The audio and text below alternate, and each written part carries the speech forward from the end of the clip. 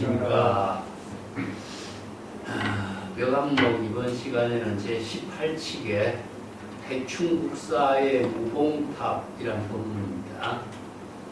무봉탑이라는 말은 이음새가 없다. 이음새가 없이 만들어진 탑이다. 그런 뜻이죠. 보통 우리가 절에 가면은 탑을 많이 세우고 있는데 탑은 보통 돌로서 5층탑, 3층탑, 7층탑 이런 탑을 세우잖아요. 이걸 이제 조각을 맞추어서 탑을 세운 것을 이제 인도 같은 데서는 벽돌 조각, 나무 돌 조각을 맞춰서 세운 전탑이라고 해요. 전탑. 그 부처님 유적지 같은 데 보면은 이제 탑을 인도 같은 데서는 둥글게 이렇게 막 쌓아놓은 탑이 많죠. 그죠? 그러니까 아쇼카의 그 석주 같은 데 보면은 탑을 이렇게 많이 세워놨는데, 원래 탑이 경전에 보면은 금강경이라든가 법화경 같은 데 탑 이야기가 많이 나오죠. 그래서 탑은 이제 어떤 의미가 있느냐 하면은 스투파라고 하는 산스크리트 언어인데, 탑은 공덕치라 그래요. 공덕이 다 함께 모여진 것, 이런 의미죠. 이 공덕은 뭡니까? 지혜와 자비가 다 함께 모여진 곳. 그러니까 재불열애의 지혜와 자비가 모두 함께 이루어진 곳. 그것을 이제 공덕탑이라고 그러는데, 우리가 공덕탑이라고 하죠. 그죠? 공덕탑이라고 하는데, 그 공덕탑을 말합니다. 이게 우리가 쉽게 이야기하려면은 지혜와 자비가 공덕으로 이루어진 그 모습을 탑이라고 해요. 우리가 금강경에 보면 뭡니까? 만약에 선남자, 선여인이 이 경전의 본문을 수지 독송하면은, 열애가 된다 그랬죠. 열애가 된다. 이 경이 있는 곳, 이 경이라는 게 보니까 일본경이잖아요. 일본경. 이 경전의 본문을 깨달아 체득해서 내가 일본경, 즉 진여일심의 지혜를 부족한 일본경을 갖추게 된다면 이 경을 수지하는 것이 되죠. 그죠? 그래서 그걸 경전에서 이 경의 본문을 깨달아 체득한 경지가 재불열애의 지혜를 부족한 경지고, 재불열애의 지혜를 부족하면 지혜와 자비의 공덕이 이루어진 몸이 되겠죠. 그러면 탑이 걸렸다 이렇게 이야기해요. 이거대로 이 경전의 본문을 수지 독송하면은 곧 부처님의 법이 있는 곳이고, 재불이 거기에 있는 것이고, 아니면은 탑이 이루어지는 곳이다. 이렇게 본문을 하고 있죠. 그죠? 법화경 같은 데서도 이제 이게 탑 이야기가 많이 나와요. 예, 그래서 대성불교는 법화경을 중심으로 해서 탑의 신앙의 종교가 아닌가 이렇게 주장하고 있죠. 옛날에 대성불교는 그렇게 이야기했었어요. 탑은 신앙의 대상이 아닙니다. 그래서 탑을 대상으로 보면은 부처나 탑이 전부 다 대상 경계가 되면 중생이 되겠죠. 부처를 탑을 대상 경계로 본다면은 중생심으로서 대상 경계를 신봉하는 종교가 된다면은 불교는 자학의 종교가 아니라 신봉의 종교밖에 안 되겠죠. 이때 불교는 물론 정법이 아닌 거죠. 그래서 이제 탑이라고 하는 것은 공덕을 이룬 경지, 재불열애의 지혜를 부족한 경지, 그런 의미죠. 그래서 그 의미를 경전의 법화경이나 금강경에서 설하는 탑을 이룬 경지, 공덕을 이룬 경지, 재불열애의 지혜를 부족한 경지를 열애법신이라고 하죠. 그래서 열애법신의 지혜를 부족한 경지가 바로 탑을 이룬 경지가 돼요. 이 경전의 본문을 이해하지 않고서는 이 대충국사의 무봉탑을 이해할 수가 없습니다. 그래서 사찰에 가면은 그 조사 스님이 돌아가시고 난 다음에는 난탑이라고 그래요. 난탑. 계란 형태로 만든 탑이죠. 그죠? 이것은 왜 부도가 탑이에요. 원래 부도를 스투파를 부도라고 하거든. 그래서 공덕을 다 성취해 이룬 재불조사의 공덕을 기념하기 위해서 탑을 조성하잖아요. 그럼 그분이 평생 공덕을 이룬 것을 돌아가신 그 모습을 기념하는 입장에서 탑을 조성하니까 그 탑을 어떻게 하냐면은 무봉탑이라고 해서 염색 없어요. 염색 없다. 탑은 5층, 7층이라든가 3층이라든가 이것을 탑을 조립하는 것이고 이음새가 맞추어져 갖고 이렇게 연결하는 것인데 이음새가 없는 탑은 뭡니까? 이걸 난탑이라고 해요. 난탑. 그래서 이제 사찰에 가면 난탑이라고 해서 스님들의 그 부도탑을 동그랗게 이렇게 하죠. 그죠? 하나의 돌을 크게 깎았고 하나의 원상이라든가 타원형이라든가 이렇게 해서 누구의 공덕탑이다 이렇게 사리탑이라든가 부도탑을 세우죠. 이건 무봉탑을 난탑이라고 그래요. 난탑. 이음새가 없기 때문에 뭐 석굴암 같은 데는 3층탑, 4층탑, 5층탑, 다보탑은 전부 다 돌을 조각해서 이음새가 만들어져 맞춘 것이지만 이건 이음새가 없어요. 그래서 이제 이음새가 없는 난탑을 다른 말로 한다면은 열의 법신을 말해요. 그래서 열의 법신이 부족한 것이 무엇이냐면은 재불열애와 지혜를 공덕한 것을 공덕이 모두 다 이루어진 거 이를 공덕치라고 해요. 이것을 기념해서 세운 것을 이제 무봉탑이라고 해충국사가 이제 설법을 합니다. 이제 해충국사도 이 법문을 했지만은 중국의 선생들이 이음새가 없는 탑에 대한 법문을 하고 있습니다. 그런데 오늘 해충국사 무봉탑 법문이 너무나 유명하기 때문에 이 법문을 이제 벽암록에서 싣고 있어서 같이 공부하겠습니다. 자, 이게 교재에 보면은 제가 먼저 한문이 어려워서 오늘은 내용이 참 어렵거든요. 한문이 어려워서 이제 번역을 먼저 할게요. 벽암록 제18칙에는 해충국사가 입적할 때에 숙종황제가 등장하는데 원래는 전등록에는 대종황제입니다. 숙종황제의 아들이 대종황제거든요. 근데 숙종황제와 대종황제 이걸 이제 기록상으로 이걸 좀 잘못 기록되어 있어서 여기는 숙종황제로 되어 있어요. 예. 그래서 숙종황제가 해충국사가 돌아가시기 직전에 이제 여기 대종황제입니다. 원래는 해충국사에 이런 질문을 합니다. 국사께서 입적하신 이후에 필요한 물건이 무엇입니까? 제가 국사를 위해서 뭘 해드리면 되겠습니까? 이게 이제 해충국사는 노성에게 이음새가 없는 무봉탑을 하나 만들어 주세요. 이렇게 이야기해요. 예, 근데 여기서 노성을 위해서 이렇게 하는데 이건 해충국사 자신을 위해서가 아니라 해충국사가 숙종황제 즉 대종황제에게 무봉탑을 건립하시오 이렇게 법문한 거예요. 그러니까 보통 여기서 이제 대 보면은 국사가 죽고 난 뒤에 탑을 하나 건립해 주십시오 하는 것처럼 되겠지만은 해충국사가 자신의 탑을 건립해 달라는 것이 아니라 본인이 무봉탑을 건립하시오 이런 의미예요. 그러니까 국사께서 그런 탑의 모양을 말씀해 주십시오. 어떻게 탑의 모양을 만들까요? 무봉탑이라고 하는 모양은 어떻게 만들어야 됩니까? 그러니까 해충국사가 여기서는 침묵을 해요. 양국. 한참 말이 없다가 양구라고 하는 것은 침묵인데 해충국사 이게 침묵의 법문을 하는 겁니다.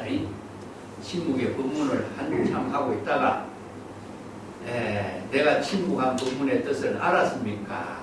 이렇게 이야기합니다. 침묵으로 나타낸 법문의 뜻을 깨달았습니까? 근데 황제는 알지 못해 모르겠습니다 그러는 거야. 그러니까 이제 국사가 그렇다면은 내 법을 전법 내 법을 전해 받은 제자 여기 이제 탐언이라고 하는 탐언 응진선사입니다. 원래 탐언사의 응진인데 이게 해충국사의 오랫동안 시자로 역할을 해요.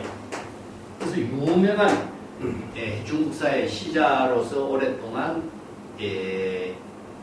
유명한 시자의 탐언응진이라고 하는 선사. 그런데 탐언응진이 이제 내가 지금 부탁하는 탑의 모형을 잘 알고 있습니다.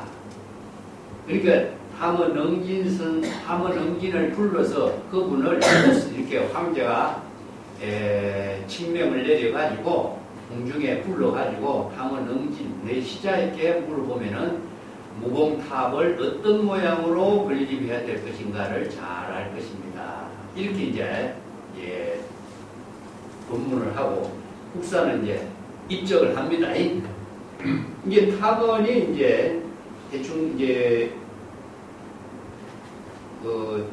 불러서 탐문 조서를 내려가지고 탐문을 불러가지고 국사가 말씀한 무공탑의 모형을 어떻게 그려야 됩니까? 이렇게 질문을 하니까 탐문이 이렇게 개송을 해요. 개송.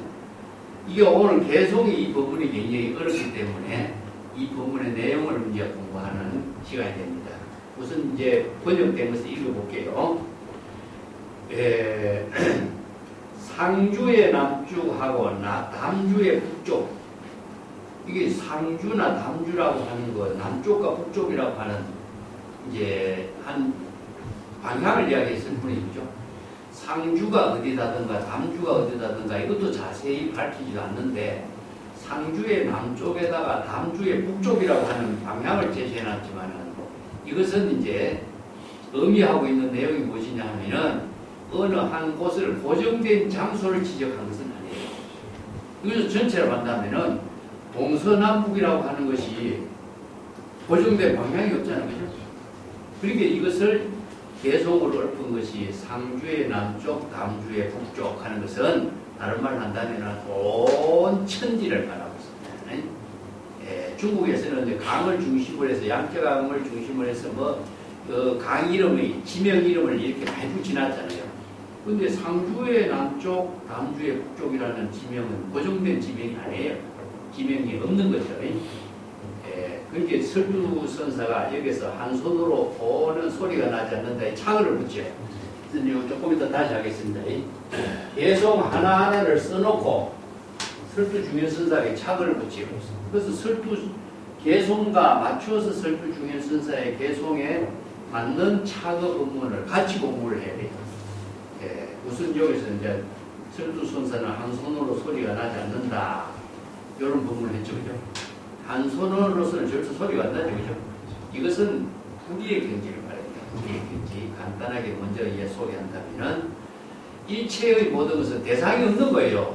그렇기 때문에 이 개송은 대상을 두고 이야기하는 장소도 아니기 때문에 대상이 없는 경지이기 때문에 불의의 경지이기 때문에 일심의 지혜가 작용하는 그 경지에는 대상 경계로 소리가 들 수 없잖아요. 성색이 모양과 형색과 소리가 전부 다 끊어진 경지잖아요. 이게 한 손으로서 소리가 나지 않는 경지라. 이게 불의분문의 세계를 이렇게 표현해요. 두 번째는 뭐라고 하냐면은 그 가운데 그 이제 상주의 남쪽, 남주의 북쪽 그 가운데 황금으로 가득 찬 한 나라다. 황금으로 가득 찬 나라가 어딜까요? 우리가 보면 아미타경에 보면은 극락궁토에는 황금이지요. 땅이 모두 황금으로 이루어진 세계다. 이러고 황금이지란 말이 나오고요. 아미타 극락궁토는 칠보로 장엄된 세계뿐만 아니라 황금으로서 온 땅이 이루어진 세계다. 이 세계가 어디죠? 바로 차별 분별이 이게 불의 경계와 우리가 부처님이 전부 다 검색심이라고 하잖아요. 그 재불의 국토로 황금으로 이루어진 세계는 차별 세계가 초월된 경지, 절대 경지, 이것을 검으로 표현하는 세계죠. 그렇게 극락 정토를 표현하죠. 그죠? 자, 그래서 이제 해충국사의 열애 법신의 세계, 공덕치로 이루어진 세계는 바로 진여는 뭡니까? 법계로 하나 된 세계죠. 그죠? 그러니까 이것을 법성의 세계다. 법성의 신으로 이루어진 세계는 법성의 국토로 이루어진 세계다. 이런 뜻이죠. 그러니까 법성신은 진여법신이고 법성토는 무엇이죠? 바로 재물요리의 국토죠. 자, 이것이 바로 진여 열의 법신의 세계는 법성신, 법성토도로 이루어진 세계를 이렇게 이제 표현했어요. 그 다음에 이제 또 조금 이따 다시 하겠습니다. 설두선사가 황금으로 이루어진 세계다 이렇게 표현한 그 계계는 거기에는 산처럼 생긴 산 모양의 주장자다 이렇게 표현해요. 산형의 주장자다 이렇게 표현하는데 그것은 이제 다시 나중에 설명하겠습니다만 산이라고 하는 것은 뭡니까? 자연이죠. 이게 비유부문으로 다 해석해놨어. 자연과 같은 모양의 주장자다. 주장자는 뭐죠, 우리가? 주장자를 뭘 비유해서 씁니까? 주장자, 죽비, 아니면은 선생들이 사용하고 있는 도구는 뭐지요? 본래 면목을 살인도 할인금이잖아. 칼로 쓸 때 주장자를 쓰면은 본래 면목이 지혜가 작용하는 것이 살인도 할인금이잖아. 그런데 주장자는 도구인데 진여법신의 지혜로 작용하는 도구잖아. 그렇기 때문에 이게 본래 면목이죠. 이게 자연 법의로 이루어진 본래 면목의 지혜로 본래 면목으로 이루어진 본래 열반으로 이루어진 진여법신의 주장자라 이런 뜻이죠. 그래서 전부 다 은유적인 비유로 이렇게 씁니다. 자, 거기에는 무영수란다. 무영수. 그림자가 없는 나무 있죠? 그림자가 있으면 뭡니까? 그림자가 있으면 주객이 나누어지잖아. 무영탑이 어디죠? 불국사가 무영탑. 그림자가 없잖아. 자, 이것을 왜 이렇게 했냐면 해가 한가운데 딱 들어있을 적에는 그림자가 없잖아. 이게 위에서 정면에서 비추면 이것은 불의의 세계를 표현해. 그러면 삐뚤어진다 옆으로 나오면은 그림자가 나타나면 주객이 나누어지잖아요. 요거는 차별의 세계다. 그래서 이제 무영탑, 무영수는 불의의 세계를 말합니다. 이게 불의의 경지는 이것은 무영수하에 이렇게 은유적인 표현을 써요. 합동선이요. 합동선이 뭐죠? 바로 진여법계는 진여법계는 하나로 이루어진 세계니까 불의가 없죠, 그죠?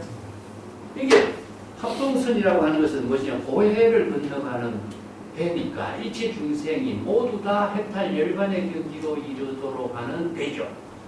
이게 진여법신은 세간법, 출세간법을 모두 포용해서 일체 중생을 모두 구제하는 법을 설하는 세계죠. 바로 열의 법신의 지혜는 합동선이에요. 그래서 우리가 이제 극락정토에 광샘했을 적에 49일 지낼 적에 뭘 배를 만들죠? 배 조성해서 옛날에는 장엄하면서 그렇게 했죠. 합동선이고 이게 일체 중생을 모두 다 해탈 열반의 피안의 경지에 깨달음의 세계로 함께 타고 극락정토에 왕생할 수 있는 배를 그래서 만드는 거예요. 합동선을 만드는. 불의의 경지에서 이루어진 합동선. 자, 그렇게 이제 그 탐원 응진이 이렇게 개성을 읊은 출두선사는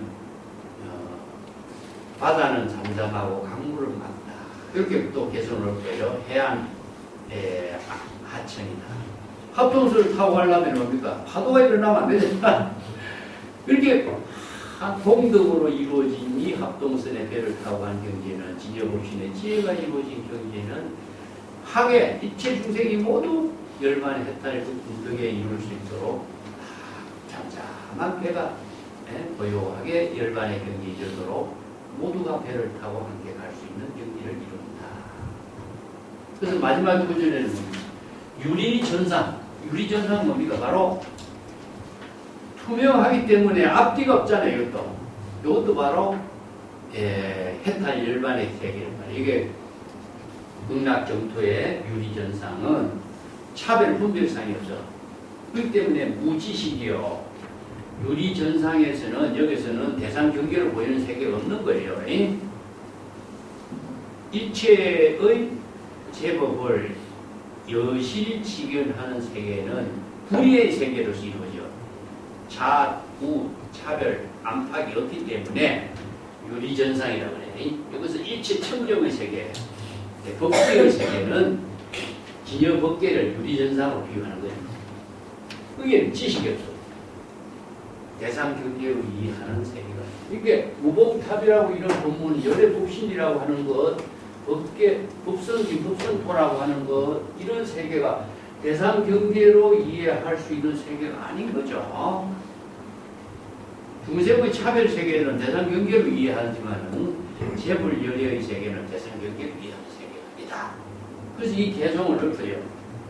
이 개성을 읊을 때 마지막에 이제 설두선사가 무봉탑에 대해서 함원음진 선사의 법문이 아주 훌륭하게 잘 이렇게 칭찬하는 착오를 해요.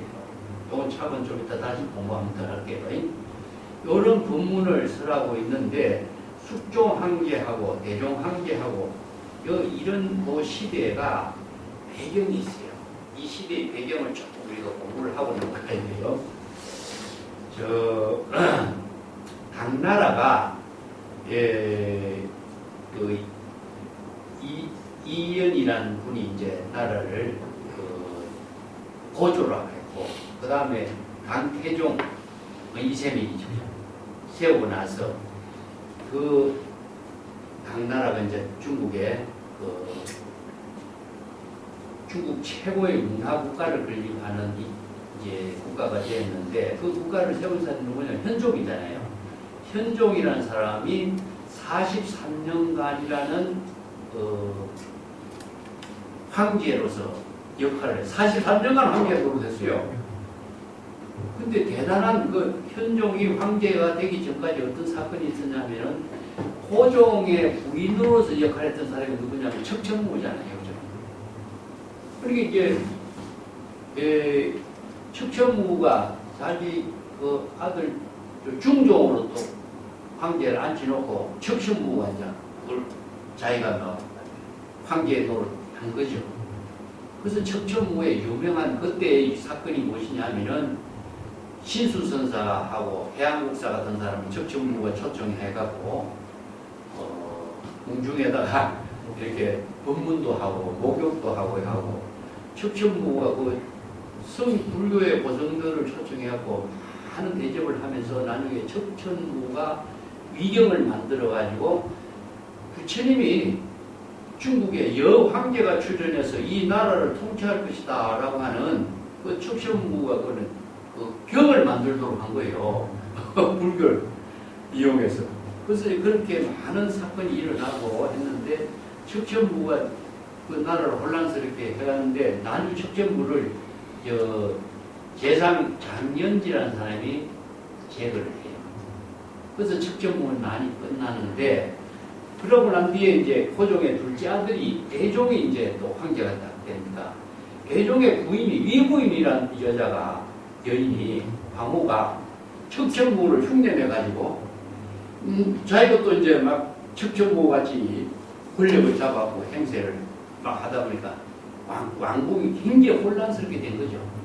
그때 그 난을 평정한 사람이 누구냐? 현종이에요. 현종이 왕자로서 난을 평정해요. 그러고 나서 왕위에 올라가지고 43년 동안 당나라의 모든 난을 척천무라든가 이부인의 난이라든가 이런 문제점을 전부 다 극복하고 43년 동안 태평성세를 이루면서 당나라의 최고의 문화국가를 이루고, 그 다음에 왕실의 권위를 완전히 정립시키다 보니까 거기에 따른 것이 무엇이냐면 중국에서 당나라 시대에는 과거 제도라든가 문학이라든가 이런 것이 굉장히 권위주의적이고 형식적인 문학이 발전하죠. 당시에 유명한 사람이 이백이라든가 투고라든가 백거이라든가 왕유라든가 매모연이라든가 이런 천재적인 시인들이 당시에 최고의 빛을 발휘했잖아요.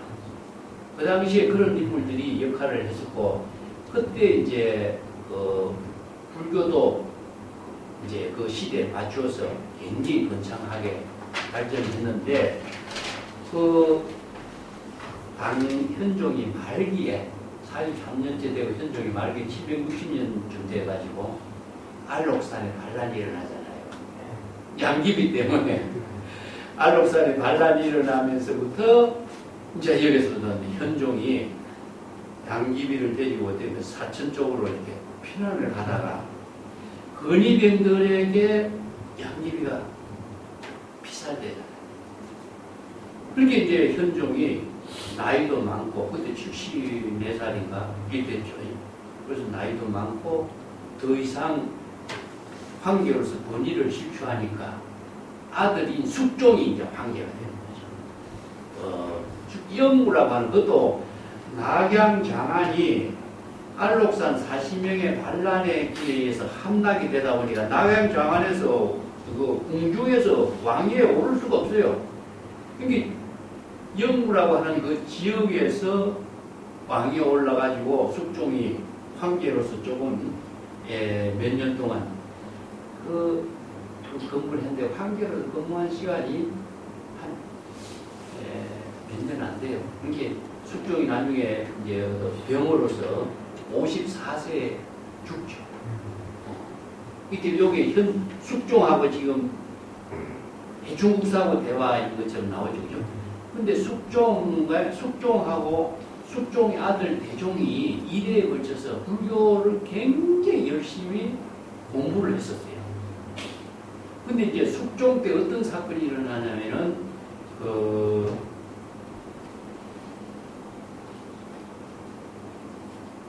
이제 숙종이 왕위에 올리고 한 사람 장군들이 있었는데 그 장군들이 불량비가 없잖아, 돈이 없잖아. 그 군사를 끌고 그 사람들을 전쟁을 이렇게 난을 막아야 되는데 그 난을 막을 사람들이 없으니까 그 당시 이제 하택신해 같은 사람들이 장안에서 활약하다가 귀양사지를 하고 있었어요. 그러니까 하택신해 선사를 다시 불러가지고 수계 개첩의 개사로서 역할을 하도록 하고 수계를 받는 사람들에게 향수전이라는 돈을 받았어요.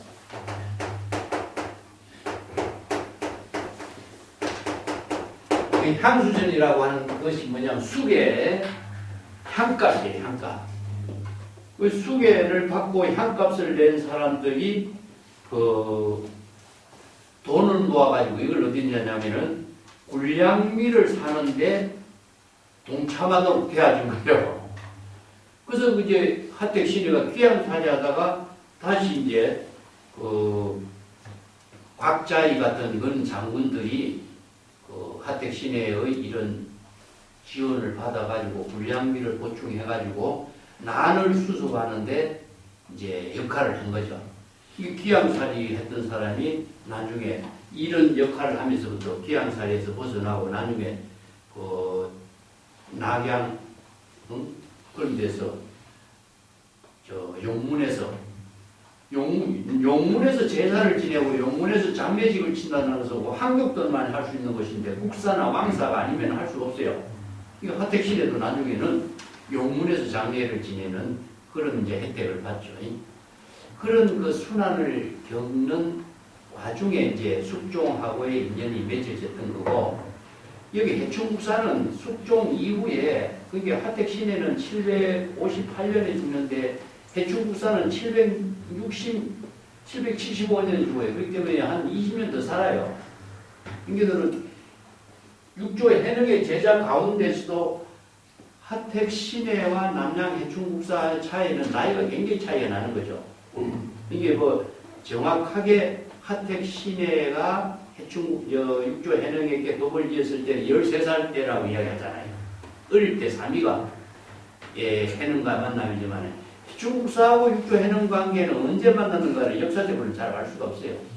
그런데 해충국사는 말년에 당자곡이라고 하는 데서 살다가 나중에 황제의 초청을 받아서 왕궁에 들어가서 이제 장안에서 황제와 이렇게 설법을 하면서 국사가 되죠.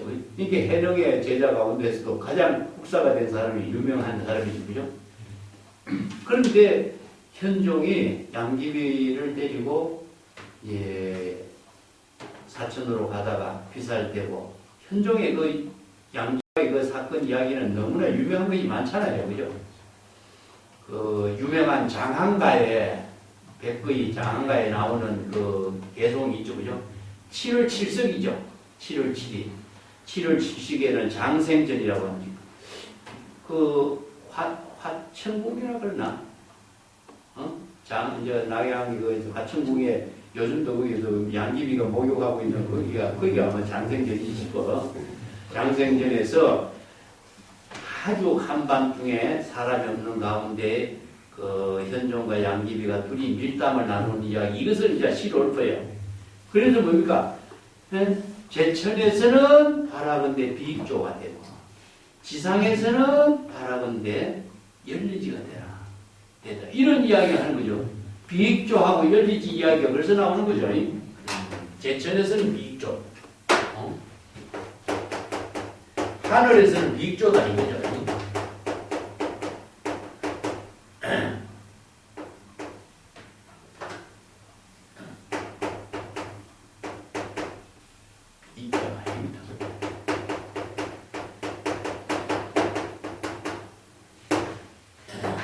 땅에서는 열리지.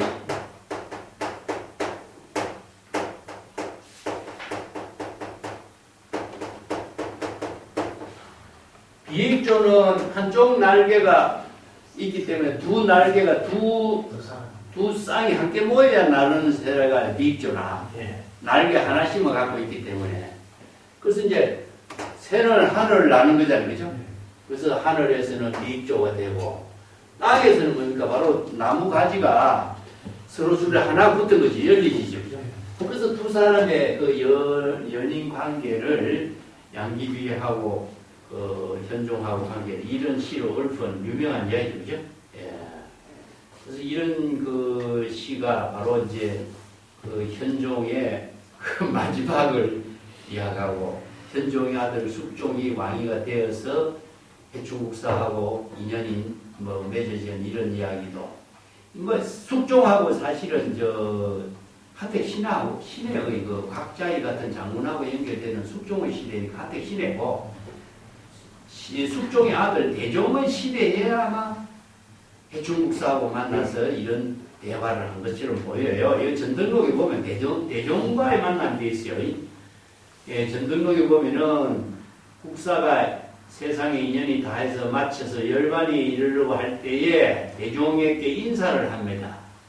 대종이 그때 인사를 받고 나서 선사께서 입적한 이후에 제자가 선사를 위해서 무슨 기념비적인 일을 해야 될까요? 무엇을 기념하는 일을 제가 해야 될까요? 이렇게 질문해요. 그러니까 선사가 말하기를, 하늘은 황제고, 하늘은 무봉탑을 하나 건립해 주세요. 이런 대답이 이제 전등록에 있어요.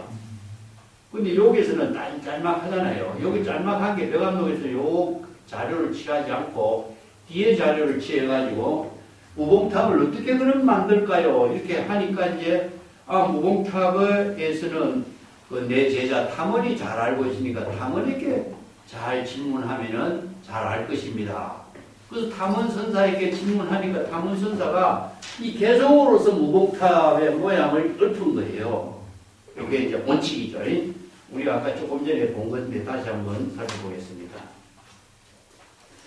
숙종 황제가 여기서 원칙에서 100년 후에 무엇은 물건이 필요한가, 제가 해야 할 일이 무엇입니까 하니까 국사가 노성을 위해서 무봉탑을 하나 건립하시오.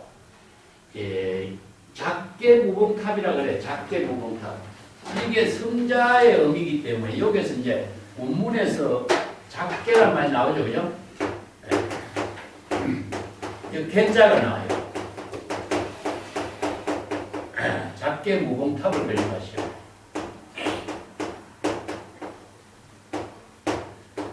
교회가 무엇이냐면은 일개 성자의 의미를 두고 있어요.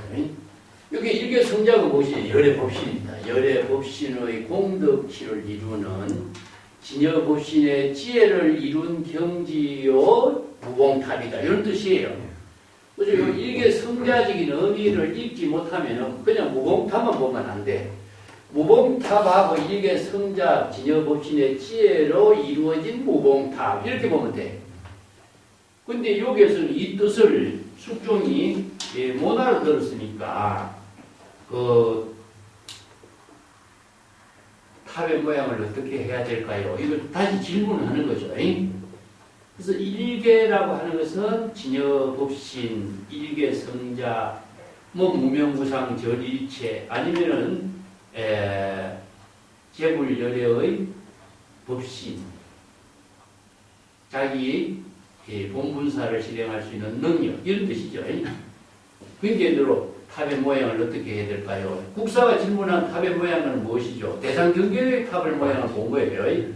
3층탑, 5층탑, 7층탑이라든가 아니면은 우리가 이제 뭐 석화탑이라든가 다보탑이라든가 이런 거 탑의 모양이라든가 지금 이제 대상경계의 탑의 모양을 가지고 어떤 형식으로 지을까요? 이걸 질문하고 있는데 국사는 뭡니까? 그때 침묵, 양구, 침묵을 해요. 침묵을 하는 것 자체는 무엇이냐 하면요. 우리가 양구라고 하는데 여기에 같이 이해해요. 선성들은 양구하고 일개 성자하의 입장이 뭐냐면은 바로 진여법신을 말합니다.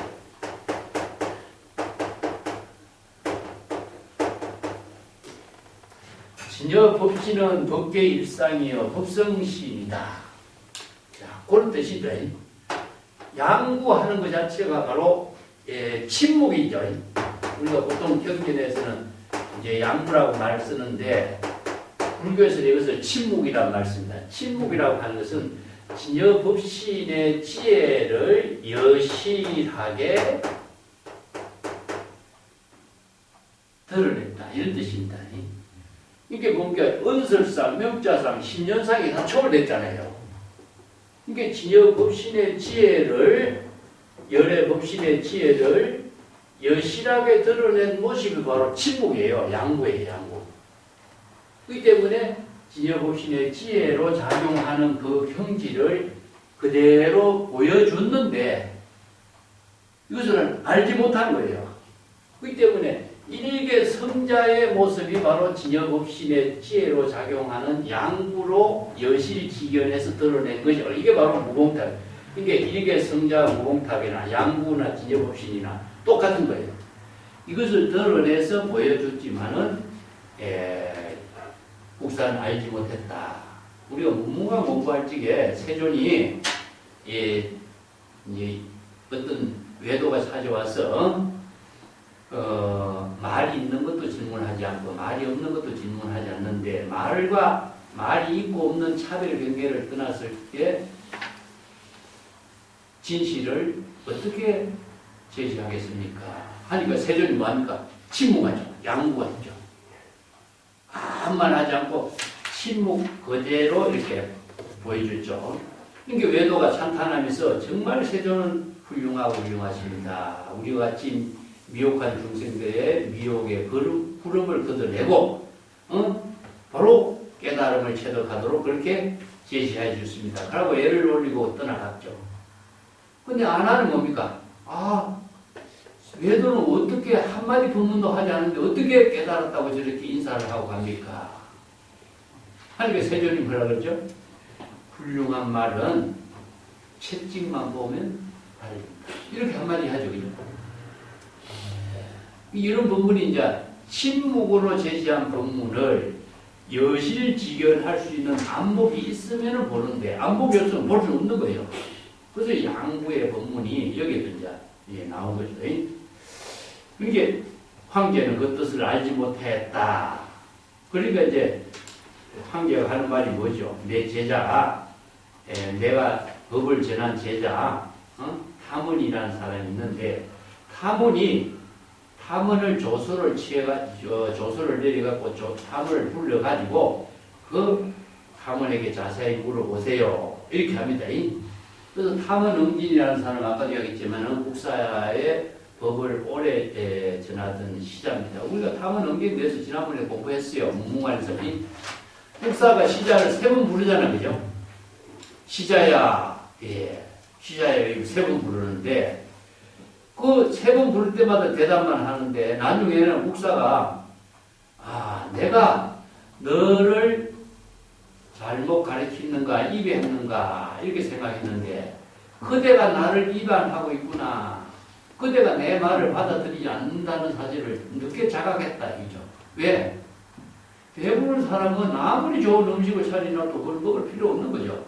이미 한경지를 이룬 사람이 내가 잔소리 법문해봤자 받아들이지 않는다는 사실을 국사가 깨달은 거예요. 그만큼 탐은 시자라는 사람이 국사를 능가하는 안목을 갖춘 사람이라는 것을 국사가 인정해요. 그래서 이제 국사가 시자 3번을 불러서 3번 다 애라고 대답하는 그 뜻에 대해서 국사 스스로가 탐을 인정하는 법문이 이 법문이에요. 그러니까 여기서도 내 제자 가운데 탐원이라는 사람이 아주 내 뜻을 잘 아는 사람이 있으니까 그에게 물어보시오. 자기는 지금 입적하는 단계이니까 자기 제자에게 미룬 거죠. 왜냐? 스승보다도 제자가 더 뛰어난 사람이니까 제자에게 인연을 넘기는 거죠. 그래서 이 법문은 그런 의미가 또 있어요. 그래서 이제 탐원에게 물어보니까 라고 국사는 천하에 입적한 이후에 황제는 탐원 응진선사를 불러가지고 이 법문의 뜻을 질문합니다. 그래서 이제 탐원 응진선사는 그 길주 탐원사의 주지로 있었어요. 그 당시에. 이게 탐원 응진선사가 개성을 읊은 것이 이제 이 법문입니다. 봅시다. 상지남하고 담지북이라는 말이거든요. 아까도 간단하게 우리가 봤습니다만 이것은 하나의 어떤 고정된 지명을 말하는 것이 아니에요. 남쪽이다 북쪽이다 하는 것도 이게 동서남북이라고 하는 전체를 설정했을 적에 하나의 기점을 두고 동서남북을 이야기하지 기점이 없으면 동서남북이라고 하는 방향은 설정할 수 없잖아요. 방향은 이게 이걸 전체를 본다면 시방삼세라. 시방삼세.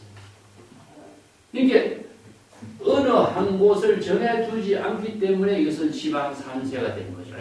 그렇기 때문에 시방삼세가 뭐냐? 그대로 다 법계가 되는 거죠. 이게 무봉탑이라고 하는 것은 열의 법신의 지혜를 이루도록 하는 탑이기 때문에 시방삼세의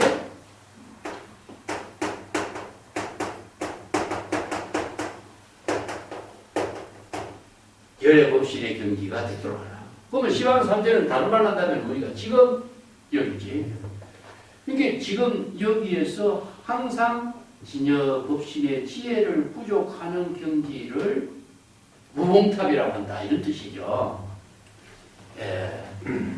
그래서 이제 이 한마디 말이 굉장히 어려워. 진시방세계 그대로 큰 하나의 법계가 하나의 무봉탑인 거예요. 근데 이 법계가 대상 경계로 이루어진 법계냐? 바로 진여 법신의 지혜가 바로 법계죠. 그렇기 때문에 삼라만상이 모두 다 진여 법신의 지혜로 이루어진 세계다. 자, 이걸 다른 말 한다면 우리가 이런상 이야기하죠. 그렇죠? 이런상 하나의 이런상이 바로 시방삼세 진여 법신의 지혜를 이룬 경지가 바로 이런상이죠.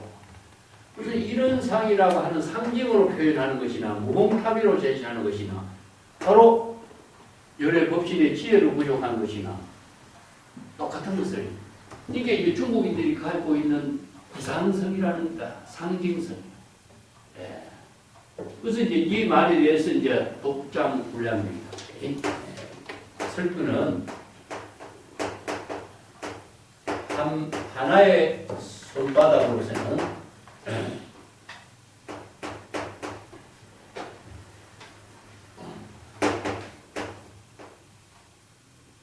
독장이가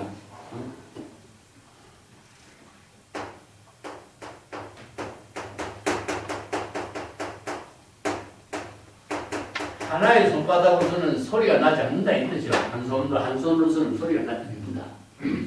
한 손이라는 것은 뭐니까 바로 불이의 경계예요. 이게 두 손이거든 짝이 돼야 소리가 나는 거죠. 그죠? 요거는 뭐냐면 차별의 세계. 선에서는 전부 다 불이의 경기를 한 손이라 이렇게 표현해. 탐언선사의 설법은 대상 경계를 초월한 불이법문이다 이런 뜻입니다. 진여법신의 지혜를 이루는 불이법문으로서 설법하는 것이기 때문에 독장불량명이다. 이렇게 이제 이 한마디 법문에 대해서 설두중현선사가 이렇게 착을 내리고 있어요. 이거 척수라든가 편수라든가 이 말과 같아요. 독장이란 말은.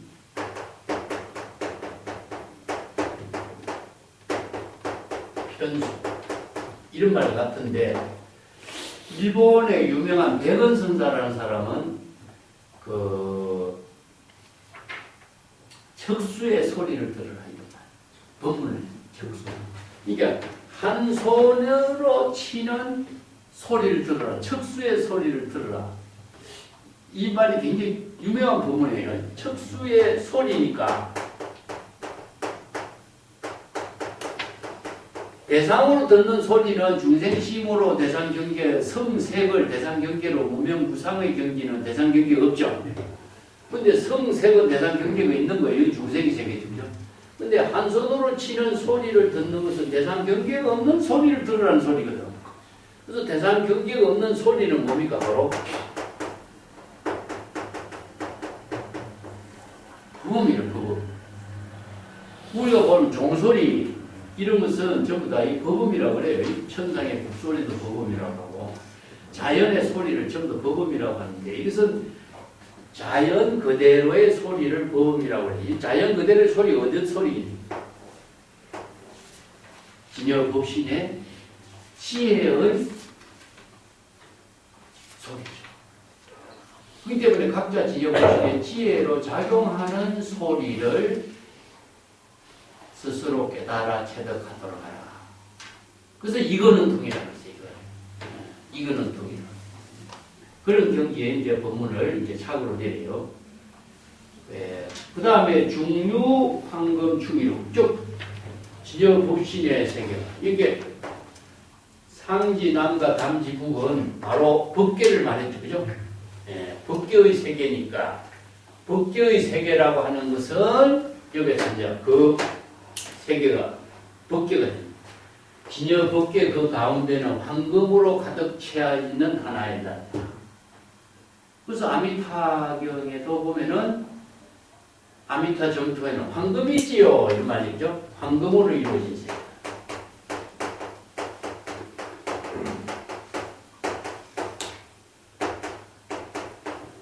황금으로 이루어진 세계다. 이것은 바로 점토의 세계를 말하죠. 이게 칠보로 장엄된 황금이지의 세계다. 이런 말고 하냐죠. 황금으로 이루어진 세계이기 때문에 무공탑 진여법신은 법성토의 세계는 바로 황금의 세계로 가득 찼다. 극락천토에는 칠보 장엄의 세계다. 사막도의 이름도 없고 전부 다 지혜로 이루어진 세계다. 그런 의미죠. 근데 설두중현선사는 산행주장자요.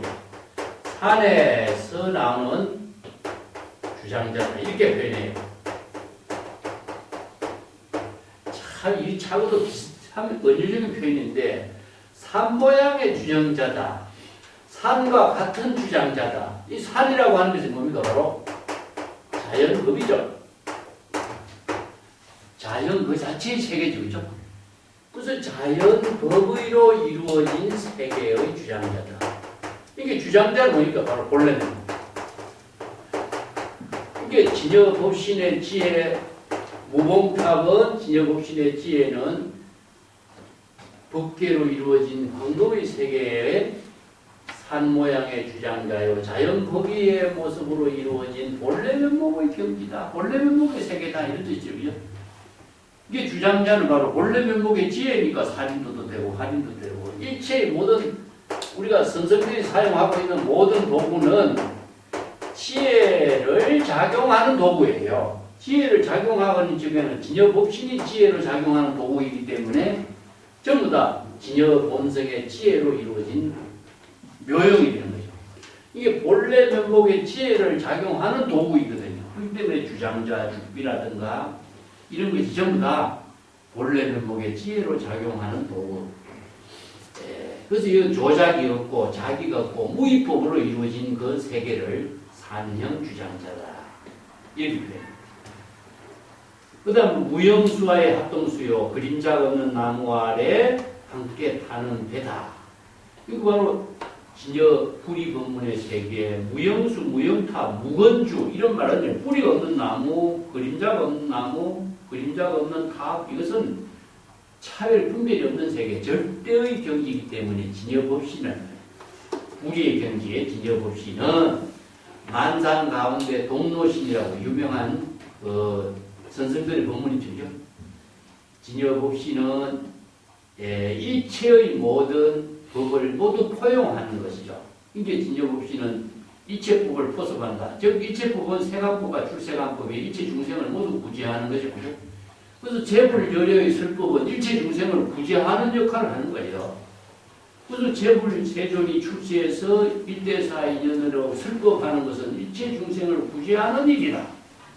바로 진여법신이 지혜가 작용하는 그 일은 일체 중생을 모두 다 해탈열반의 경지에 이르도록 합동선을 타고 해탈열반의 경지에 이르도록 중생들을 모두 구제하는 일이다. 이런 뜻이에요.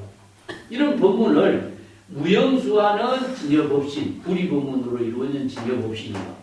진여법신의 지혜로 이루어지는 그 무공탑은 일체 중생을 모두 다 고해를 건너서 해탈열반의 경지에 이르도록 배를 타고 인도하는 역할이다. 그래서 배라든가 불황이라든가 이런 것이 바로 고해를 전부 다 타고 넘어가는 그 도구죠. 그 도구의 내용은 뭘까요? 바로 무공탑 법문을 말합니다. 그래서 이 무공탑 법문은 합동선입니다. 그런 이제 비유 법문을 하고 설교 중에서는 해안 하청이라고 되어 있습니다.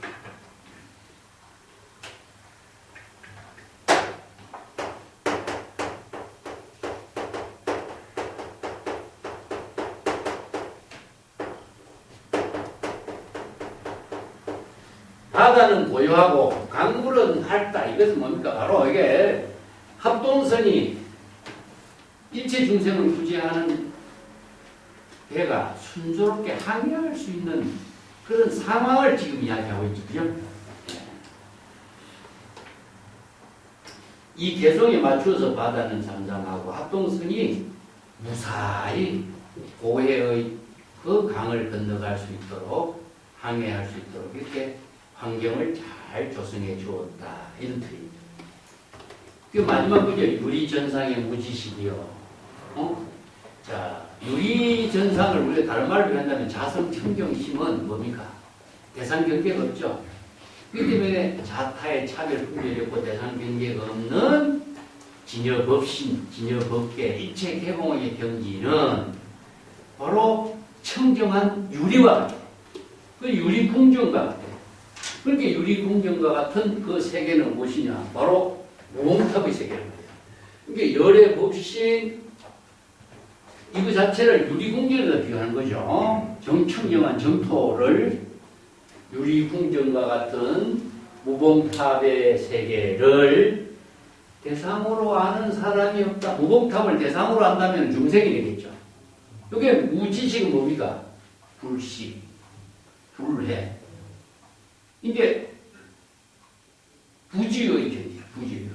이게 유리전상의 세계, 해탈열반의 경지, 아니면 진여법신의 경지를 이룬 무공탑을 대상 경계로 하는 사람은 아무도 없다. 이런 의미죠, 그죠?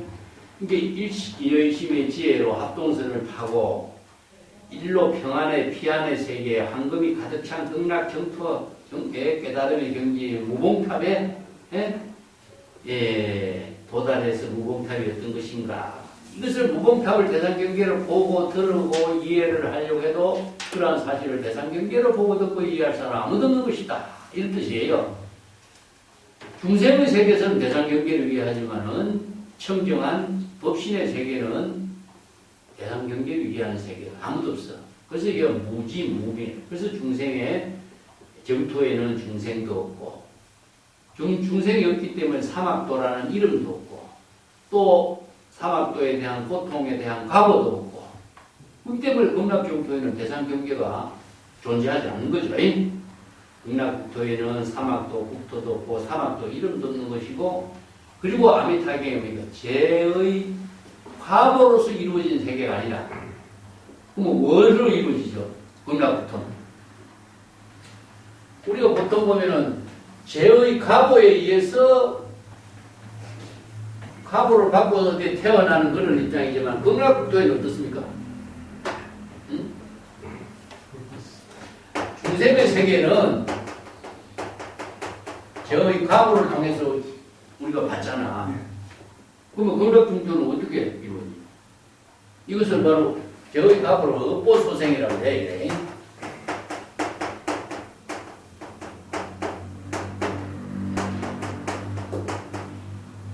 중생의 세계는 업보소생이죠. 그렇기 때문에 사막도가 있고 죄를 있으면 거기에 생사윤회의 고통이 있는데 극락국토는 어떻습니까? 네?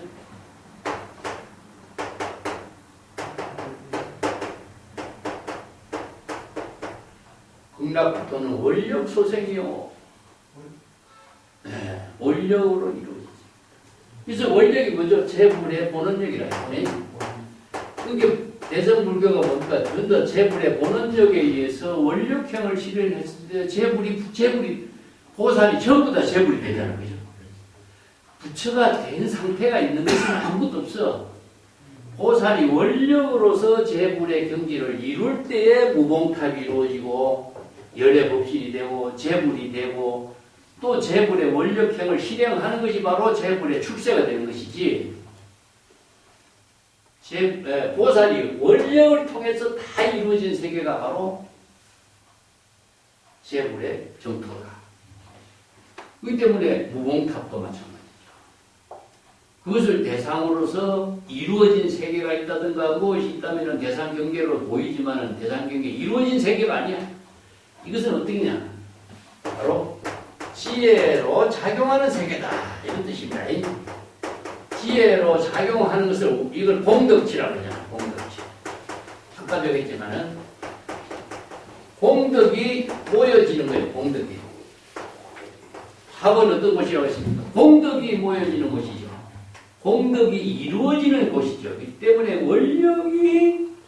원력행을 실행함으로써 공덕이 이루어진 것을 바로 열애법신이라고 하고 무봉탑이라고 하지 그러한 상태로서 존재하는 세계가 아닌 거예요. 그리고 만들어져 갖고 그것이 대상경계로 존재하는 보이는 세계 아니에요.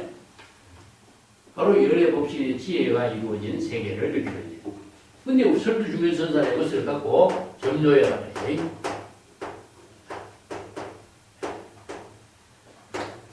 이 한마디는 무엇이냐 하면은 탐은 응진선사의 말로 무봉타에 대한 법문을 정말 훌륭하게 잘 설법에 마쳤다 이런 뜻입니다. 이게 무봉탑에 대한 설법이 이렇게 훌륭한 설법으로 잘 해마친 것을 설두중견선사가 아주 극찬한 거죠. 그래서 이게 해충국사의 무봉탑 법문이 탐은 응진선사에 의해서 완전하게 무봉탑의 실상을 설법으로 제시한 거예요. 이것을 이제 설두중견선사가 여기서 동참하면서 착으로 동참하면서 이 법문의 뜻을 같이 다 이해할 수 있도록 제시하는 것이다. 이런 의미죠. 탐은 응진선사가 참 대단한 인물이죠. 그죠? 예. 이게 해충국사가 인가한 제자로서 뛰어난 사람이었다 하는 점이고, 이 개성을 통해서 무봉탑의 법문을 아주 여실하게 잘 제시해 준 인물이다. 그래서 탐은 응진선사 밑에서 누가 출연했느냐 하면요, 앙산이 출연해요. 앙산이. 그래서 이런상 법문,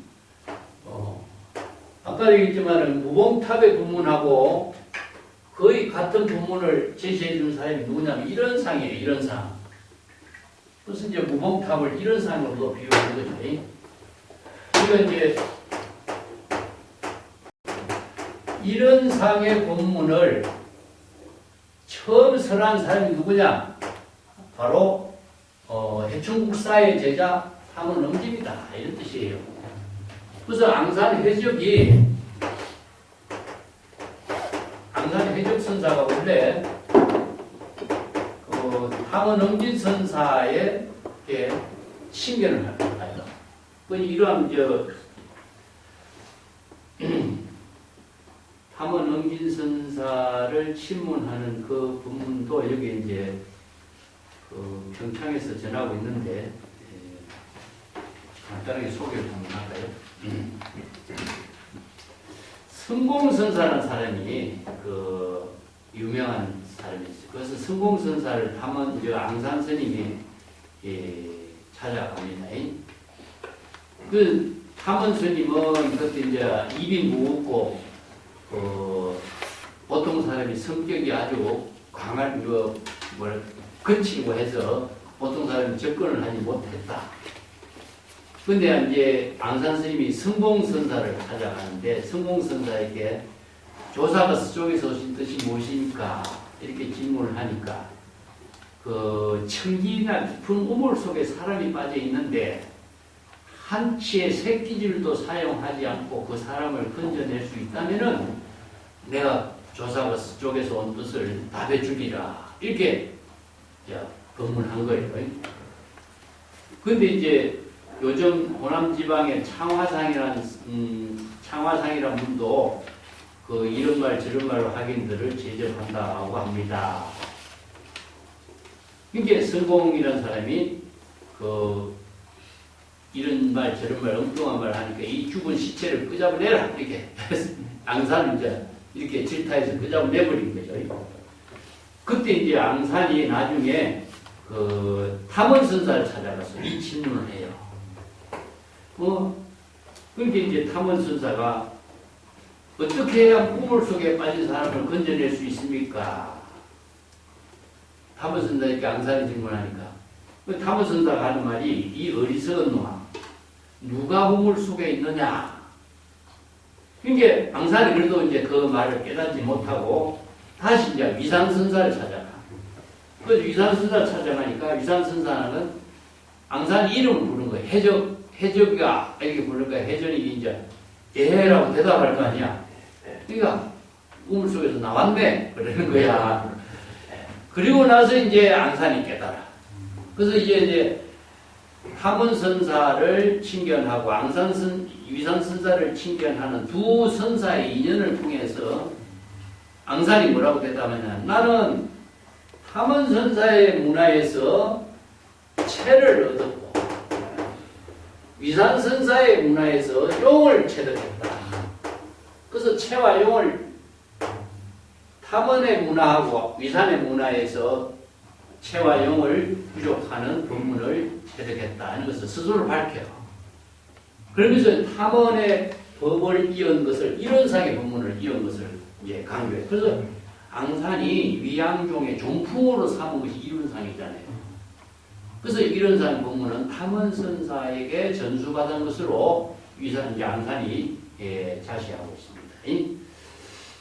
이런 법문들이 이제 여기에 평창에서도 좀 전하고 있는데, 탐원선사의 개송은 무봉탑을 이해하는 법문으로서 아주 유명한 법문입니다. 무봉탑 법문에 대해서 이제 평창을 개송을 한번 볼까요? 개송은 우리 교재에 121쪽입니다.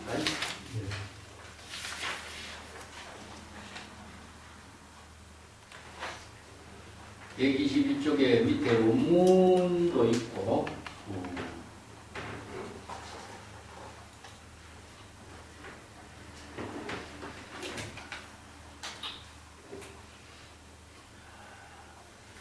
무봉탑 변환난이요.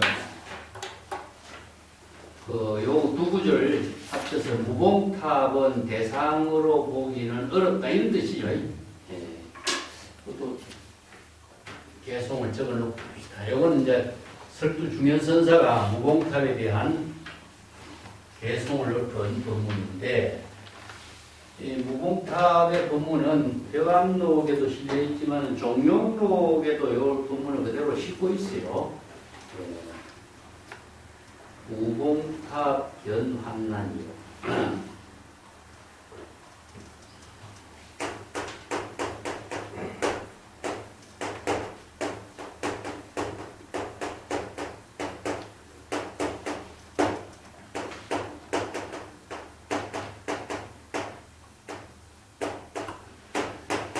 무봉탑은 진여법신의 지혜를 우리가 탑으로 이렇게 표현한 것이기 때문에 이것은 대상 경계를 볼 수 있는 건 아니죠.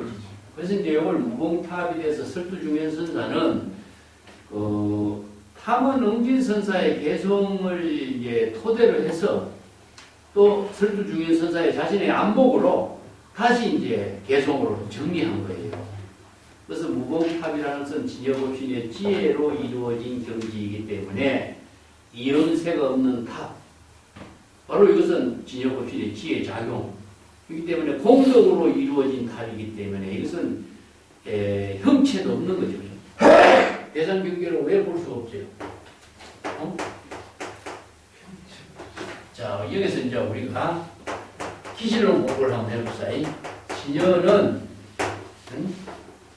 진여법신이죠. 진여법신의 지혜는 일체의 은설, 명자, 신연상을 초월했죠. 그죠? 예. 그렇기 때문에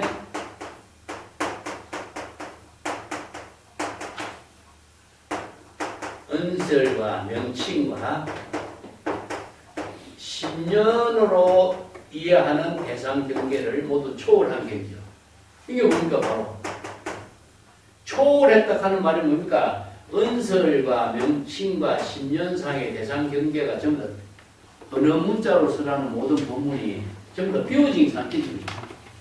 비워진 상태이기 때문에 대상 경계를 볼 수 있는 세계가 아니라 궁극적으로 이런 경지는 어떻게 해야 되겠죠? 바로 진여법신의 지혜는 정직, 자기가 정지해 깨달아 정득한 경지로서 이루어진 세계다 이거죠. 그렇기 때문에 정지소지 비경이라. 그래서 이걸 자각성, 스스로 이 경지를 깨달아 체득한 성스러운 지혜로서 이루어진 세계다 이런 뜻입니다. 그렇기 때문에 정지와 성지로 이루어진 경지이기 때문에 대상 경지를 볼 수 있는 세계가 아니라 아무리 설명한다고 해도 어느 문자로 설명해서 이 경지를 체득할 수가 없어. 그때 어느 문자를 초월한 경지다. 우리가 불교에서 복이라고 하는 법문의 내용은 전부 다 언어를 비운 겁니다. 언어와 명칭이라든가 의식의 대상 경계를 비운 거예요. 의식의 대상 경계가 전부 다 언어 문자입니다. 그러니까 아무리 방편법문을 언어 문자로 쓰래도 정지를 통해서 언어 문자를 통해서 깨달아 진여법신을 깨달아 체득하도록 정지를 제시한 것이지 언어를 대상으로 인식하고 있는 한 진여법신의 지혜는 이루어지지 않아요. 그렇기 때문에 어느 문자의 대상 경계로 아무리 방편법문을 쓰래도 어느 문자 그 가운데서는 체득할 수 없어요. 그래서 인원견원이라고 해. 어느 문자를 통해서 어느 문자를 떨쳐버리고 진여법신의 지혜를 체득해야 된다 이런 표현이에요. 이게 이제 정기는 덕이망언이라 이런 말 쓰죠. 근데 방편법문의 언어를 사용하지 않고서는 체득할 수가 없죠. 그렇기 때문에 무봉탑이라든가 무봉탑이라는 이런 말을 방편법문으로 제시하지 않을 수가 없는 거예요.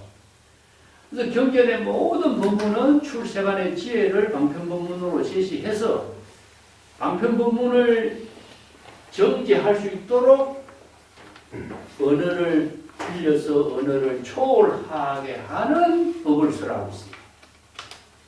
그래서 언어를 대상 경계로 두고 있으면은 중생심에서 벗어날 수 없는 거예요. 그렇기 때문에 무봉탑이라고 하는 방편법문, 진여법신의 지혜를 이루는 방편법문은 언어로 쓰였지만 이 언어를 대상 경계로 보면서 이 법을 깨달아 체득할 수가 어렵다. 이런 뜻이죠. 우봉탑이라는 것은 대상 경계로 보는 탑이 아니다. 이게 현사선사에게 어떤 것이 무봉탑입니까? 이런 질문을 해요. 어떤 수행생이. 이게 현사선사는 대소, 자타, 옳고 그름, 선과 악이라는 차별 분별심으로 이어진 탑이 아니다. 이렇게 표현해요. 이게 중생심으로서는 크고 작고 옳고 그르고 이런 이음이세가 생긴 거죠. 이런 분별심이 모두 초월된 경지이다. 이런 의미로 이제 표현하고 있는데 어느 국어선사도 이렇게 착을 내려요. 이게 현사선사의 말을 그대로 빌려와서 착을 내렸습니다. 그래서 진여는 법계의 일상이로, 법계의 일상이라면 그러니까 바로 빛의 중생이 본래 부족하고 있는 열애장, 열애 법신의 지혜 작용은 본래 면목은 본래 부족되어 있는 거잖아요. 본래 부족되어 있는 것이 지혜로 이루어지도록 방편법문을 선한 거니까. 그렇지만 이러한 사실을 알지 못하는 중생은 아무리 부족되어 있어도 방편법문을 방편의 지혜로 쓰는 능력이 없으면은 바로 열애법신의 지혜를 공격행으로 실행할 수 없는 거죠. 자, 이걸 다른 말을 한다 본다면은 기실론에서는 뭐라고 하죠? 진여법신의 부족한 힘이 무엇이죠? 6가지로 일어나죠. 진여 자체상이다.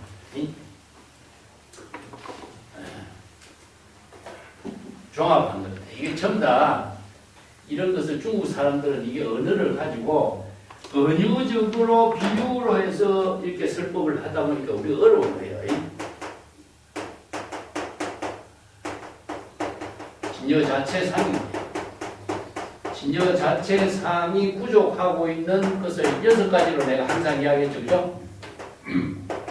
봅시다. 바로 무봉탑이나 진여 법신이나 자, 이것이 대상 경계로 볼 수 없는 진여 자체상은 어떻게 이루어져? 첫 번째는 뭡니까? 대지의 대지의 광명을 부족하고 있다. 일체 중생이 대지의 광명이 어디에 있습니까? 진여 그 자체, 일체 중생이 본래 부족하고 있는 진여 법신 속에, 진여 본성 가운데 다 부족하고 있는 거예요. 이것은 외부의 힘에 의해서 작용하는 것이 아니라 진여 자체가 부족하고 있는 특성이기 때문에 태양과 같이 외부의 힘에 의해서 작용하는 것이 아니라 자체적으로 작용하는 거예요. 그런데 중생의 세계는 뭡니까? 외부의 힘에 의해서 작용하는 언어나 문자나 이런 외부의 힘에 의해서 작용하지만은 진여 자체는 외부의 힘에서 작용하지 않아요. 그 어떤 지혜 광명이 이루어지고 있다. 이게 뭐냐? 두 번째는 변조법계라. 이 지혜 광명이 법계에 두루하고 있다.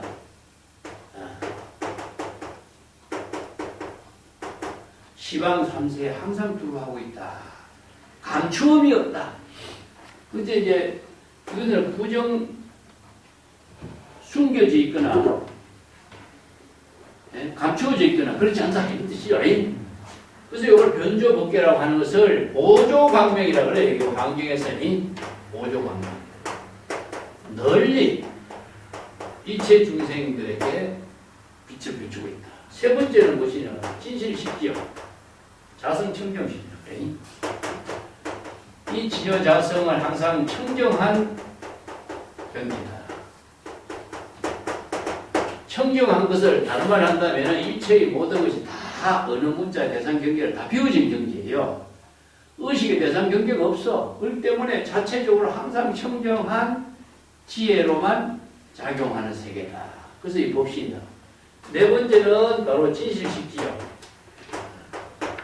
진실한 진여 본성의 지혜로서 일체법을 여실하게 알 수 있는 능력이다. 이걸 우리가 다른 말 한다면 불지견이라고 해요.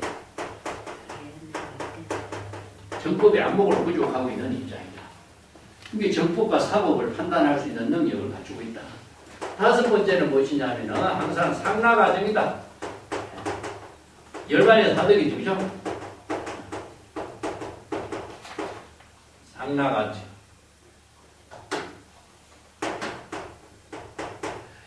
항상 여여하게 항상 범락으로 자아의 근본 진여 본성을 상실하지 않고 청정한 지혜로 작용하는 힘을 갖추고 있다.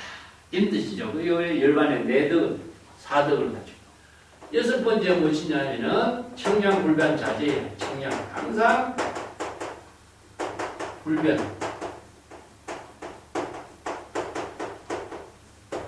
언제 어디서라도 맑고 청정한 경지에서 진여 그 자체가 외모의 힘에서 변화되지 않고 자유자재하게 지혜로 작용하는 힘을 갖추고 있어. 그래서 일체의 모든 공덕을 다 구족하고 있는 것을 여섯 가지로 설명하는 거예요, 이게. 이게 바로 무봉탑이다, 이거죠, 무봉탑. 그래서 이런 경지를 깨달아 체득하도록 설법한 거예요. 그리고 탐원이 설법한 개송의 법문도 이 경지를 개송으로 읊어서 제시한 거예요. 이 개송의 법문이 어려워서 이제는. 그렇죠. 이 때문에 무봉탑의 경지는 대상 경계로 볼 수 있는 세계가 아니다. 이런 뜻이죠. 비양가견의 언어도 유관으로 육권의 대상 경계로 볼 수 있는 경지가 아니다. 이런 표현으로 이제 언제 지금 여기 항상 자기 발밑에서 현재 여기에서 자기 본분사의 지혜로 작용하는 그 가운데 이루어지고 있다. 이런 뜻입니다. 근데 일심의 지혜가 작용하는 그 가운데 이루어지는 것이지 그것이 대상 경계로 아니면 실체로 어떤 존재로 존재하는 세계가 아니라는 거예요. 작용적성이라 작용하지 않으면 그것이 드러나지 않는 거예요. 그게 바로 정지를 이룬 경지에서 이루어지는 법신의 묘용이다. 이런 뜻이죠. 참 이런 말이 이제 우리가 무봉탑을 표현한 말인데 이걸 이제 법의 체계, 뜻이론 공부 이런 것을 갖고 이런 언어를 중국 선생들이 사용하고 있는 것을 우리가 같이 이해해보자. 이거는 정당 불어세요. 두 번째 구절은 무엇이냐면은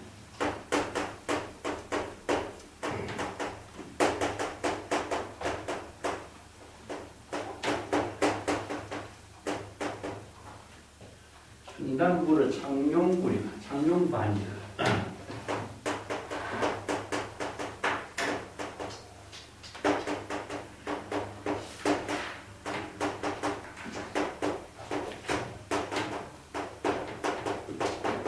이 구절은 참 중요한 한 구절로서 설두중연선사가 이 개성을 참 잘 써요. 가끔 용을 등장시켜갖고 이런 법문을 잘하고 있습니다.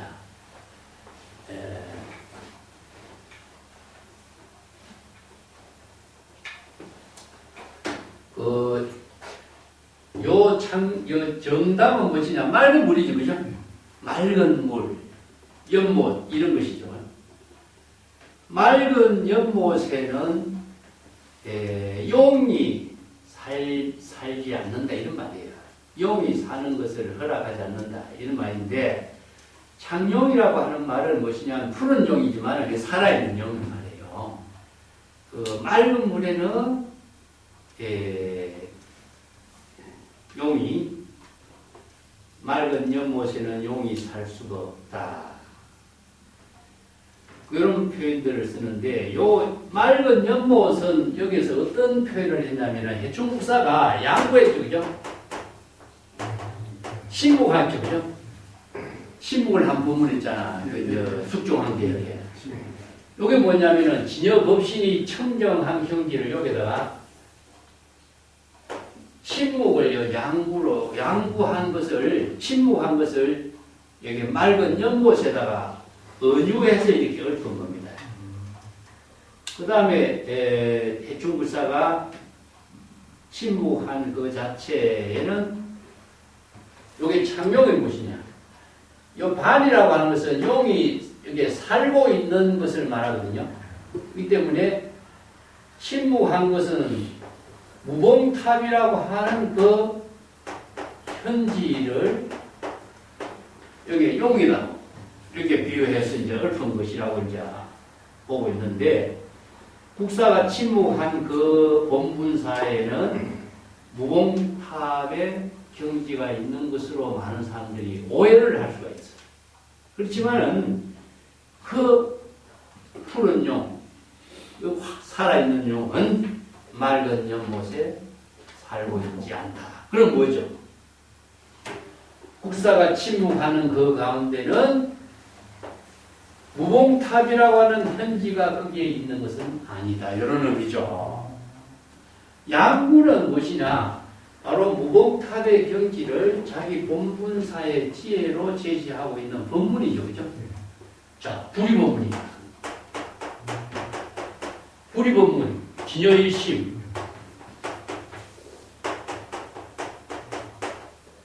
진여일심의 지혜가 바로 열애법신이잖아. 열애법신의 지혜가 바로 무봉탑이니까.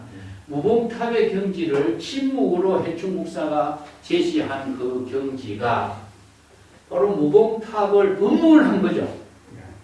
지금 여기 자기 본분사로서 무봉탑의 경지를 법문해 준 거예요.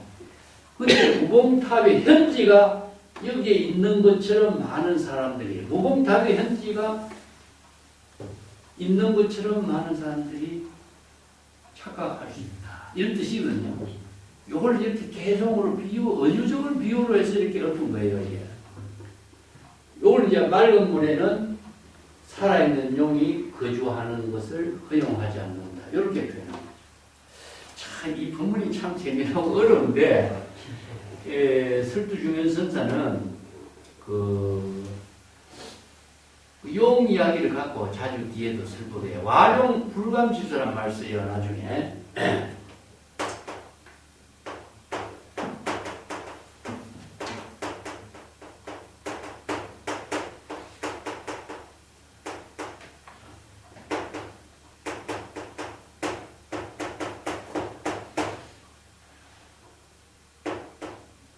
이 지수라고 하는 말은 무엇이냐면은 사수와 같은 말이에요. 사수나 지수 같은 것은 뭐냐? 정담과 같이 맑은 물이에요. 고인물이에요. 고인물. 죽은 물이 아니라 고인물이에요. 이게 못은 고인물이잖아요. 그죠? 고인물이에요. 고인물을 이렇게. 이게 와룡은 무엇이냐 하면은 창룡과 와룡과 같은 뜻이에요. 이게 용이 살아있는 용이니까 푸른 용이나 와룡이나 이것은 용이 살아있는 양을 와룡이라고 해요. 이게 강은 무엇이냐면은 고인물의 삶을 살지 않는다. 이런 말이에요. 고인물을 대상으로 해서 삶을 살지 않는다. 이런 말이에요. 감이라고 하는 것은. 뭡니까? 창룡이라든가 와룡이라든가 고인물에 살지 않는다. 사수 불양용이란 말 써요. 배울고. 고인물에는 용이 살 수가 없다. 이런 뜻이에요. 사수 불양용. 이런 말. 이걸 사수라고 하는 말도 고인물입니다. 이렇게 사수나 정남의 연못이라든가 이게 전부 고인물인데 고인물에는 용이 살지 않는다. 자, 고인물에는 용이 살지 않는다. 이걸 이제 우리가 명경지수란 말 쓰죠. 명경지수. 거울과 같이 맑은 지수가 뭐죠? 명경과 같이 지수, 고인문, 맑은 물이에요. 이게. 자, 이 경지를 뭐라 하냐면 불교에서는 해탈 열반의 경지로 비유해. 그래서 해탈 열반의 경지를 거기에 사람들이 살게 되면 어떻게 돼요? 살아있는 용이 해탈 열반의 경지, 맑고 청정한 고인 그 물에 산다면 어떻게 되겠까? 이걸 지금 비유한 겁니다. 그 이제 벼감독에 가면은 벼감독 뒤에 설두중현선사는 용을 비유해가지고 이런 개성을 잘 읊어요. 95칙에도 있고 20칙에도 가면 또 나와요. 우리가 이 이야기를 미리 좀 이것을 같이 공부해 둘 필요가 있는데 창용이라든가 반용이라든가 와룡이라든가 이런 용은요 전부 다 살아있는 용이잖아. 살아있는 용이 어찌게 맑고 깨끗한 그 거울과 같은 청정한 그 고요한 물에 어떻게 살겠어? 그래서 이걸 비유적으로 이야기한다면은 명경지수는 해탈, 열반, 고요의 세계를 말합니다. 그럼 용이 해탈, 열반의 경지에 안주한다면은 용이 어떻게 되냐? 활동을 안 하는 거잖아. 자, 요걸 다르게 한다면은 살아있는 용은 그 물길 파도를 일으키면서 하늘에까지 생명의 작용을 펼치어야만이 용이 성천을 하고 범천을 하는 생명으로서 작용하는 그 실상이 드러나는데 그 고인물, 맑은 물, 깨끗한 물이 용이 어떻게 살겠어? 요걸 뭘 비유하겠어요? 자, 해탈 열반의 경지에 안주한다면 뭐가 됩니까? 용이 명경지수에 산다면은 어떻게 되겠어? 맑은 물에 용이 살지 않는다. 맑은 물에 용이 산다면 어떻게 될까요? 이거 마찬가지죠. 자, 아까 이야기했잖아요. 명경지수, 해탈 열반의 경지. 이렇게 번뇌 망념이 고요하게 가라앉은 경지, 해탈 열반의 경지가 원래의 상태니까. 원래 해탈 열반의 세계는 맑고 깨끗하고 청정한 세계인데 그 맑고 깨끗한 청정한 세계에 살게 되면은 어떻게 되겠어요? 해탈 열반의 경지에 빠진 것이지. 그렇죠? 이걸 비유한 거야 지금. 그게 살아있는 영은 맑은 물, 고인 물에 살지 않는다. 해탈 열반의 경지에 안주하지 않아. 용은 뭘 했어요? 활동해야 되잖아. 파도를 일으켜서 파도의 물거품이 하늘에까지 치솟고 용이 성천을 하는 기운을 펼치는 것이 용의 묘용인데 용이 어떻게 맑은 물, 깨끗한 물, 청정한 물에 살 수 있겠어? 자, 이 말은 양구라고 하는 해충국사의 법문 가운데는 불법의 현지가 거기에 있는 것이 아니다. 불법의 현지라고 하는 것은 지혜로 작용해서 지금 여기 자기 본분사로 지혜로 작용하는 경지가 무공탑이지 해탈 열반의 경지 그 자체가 무공탑이 아니다 이겁니다. 해탈 열반의 경지를 초월해야 지혜 자비의 공덕행을 이루는 무공탑이 걸림되는 거죠. 참 설교 중에 선생님이 한마디 개송이 정말 대단한 개송인데 그래서 죽은 사수불정, 죽은 고인물에는 용이 살지 않는다 이런 말입니다. 용은 지금 여기 지혜로 작용하는 경지의 생명으로 의미가 있지. 용이 어찌게 청정하고 깨끗하고 열반 해탈에 안주하면서 살고 있냐. 이거는 바로 이런 중국 선생들은요. 무주의 법문을 이렇게 하는 거예요. 무주, 중도. 우리가 경전에서 설하고 있는 무주나 중도의 법문은 뭐죠? 바로 이체의 깨달음의 경계도 안주하지 않고 지금 여기 자기 본분사의 지혜로운 삶을 건립한다. 이래 했지, 그죠? 이게 바로 진여법진의 지혜로 무공탑을 건립하는 것이지. 죽은 물에 어떻게 용이 살 수 있겠느냐. 이런 부분. 참 설교 중에 선사의 뛰어난 그 안목하고 시적인 이 법문으로 제시하고 있는 경지하고 이런 경지가 아니면은 이런 선성이 이런 차원 높은 법문을 어떻게 써야 했어요? 그래서 와룡은 고인물에 모습을 드러내지 않는다. 와룡이 없는 곳에는 달빛 들인 파도가 맑고 와룡이 있는 곳에는 바람이 불지 않아도 물결이 있다. 와룡이 있는 곳에는 바람이 불지 않아도 파도를 일으키는 거예요. 용이 살아있는 모습이죠. 이게 고요하고 청정한 연못에 용은 살지 않는다. 그것이 중국의 그 선생들의 영화 선사도 그래요. 와룡은 맑고 깨끗한 그 푸른 연못을 싫어한다. 좋아하지 않는다. 이렇게 골프해요.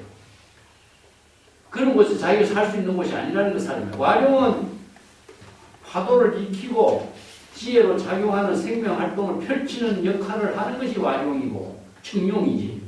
용이 어떻게 고요한 곳에 살고 있냐. 야, 이걸 우리가 보살도에다 비교해보자. 보살이 청정한 곳에 안주한다면은 해탈 열반의 경지에 안주하는 것은 죽은 것이죠. 이걸 뭐라 그래? 정상만, 법신의 선병에 속박된 거죠. 이게 지혜 있는 사람은 기녀법신의 지혜로 부족하고 공덕을 이루는 경지는 지금 여기 시절인연의 자기 본분사의 지혜를 공덕행으로 실행하는 능력을 펼치는 것이죠. 그런 경지를 이룬 것을 요한 개성으로 읊은 거예요. 그래서 활용, 살아있는 용은 명경지수, 해탈 열반의 경지, 청정한 안정된 그 경지에 안주하지 않는다. 대성 불법의 핵심을 읊은 이 한마디 법문이에요. 그래서 깨달음의 경지는 명경과 같고 해탈 열반의 행치 왕생극락으로 이해하지만 이 왕생극락이라고 하는 것이 지혜로 작용하는 경지가 왕생극락이지, 왕생극락을 대상으로 본다면은 해탈 열반을 대상 경계에서 추구하는 건 마찬가지야. 그렇기 때문에 이 한나의 개송들, 맑은 물에 살아있는 용이 사는 것을 허용하지 않는다. 자, 이 한마디 개송으로 무봉탑을 다 읊어버린 거예요. 중현선사는. 아까의 담원선사는 4개의 개송을 읊었잖아요. 설주중선사는 이 하나의 개송에다가 다 응집시키는 거예요. 그런 경지에 무봉탑은 어떠냐? 청락락이요 영단단이요. 그 마지막 구절이죠. 그죠? 이게 한 층 한 층이 탑이 높아 솟아있는 것을 이게 청락락이에요. 근데 하나로 이게 이루어진 탑이죠. 그죠? 이음새 없는 탑인데도 한 층이 얼마나 크게 높이 솟아있는가 이거예요. 이게 뭐냐? 법계와 하나 된 탑이라. 근데 그 법계로 하나 된 탑이 너무나 높게 솟아있는 모습이기 때문에 대상 경계로 볼 수가 없어. 그런데도 불구하고 영단단이요. 영은 무엇이냐? 이게 지혜 광명입니다. 지혜 광명. 이게 그림자가 아니라 지혜 광명이 막 비치는 걸 여기 영단단이라고 해요. 어디에? 법계에 두루. 널리 원만하게 두루 법계에 지혜 광명이 두루 비치는 거. 아까 진여 자체상 6가지의 그 대지의 광명이 변조 법계 한다는 뜻을 이렇게 읊은 거예요.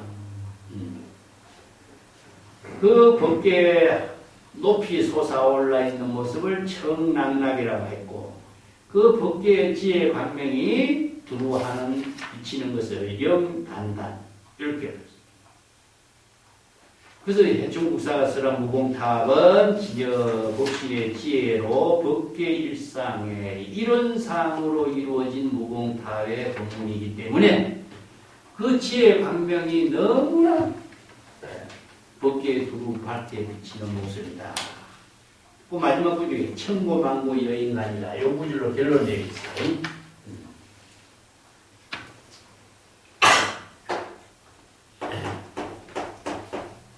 청고망고 여인간.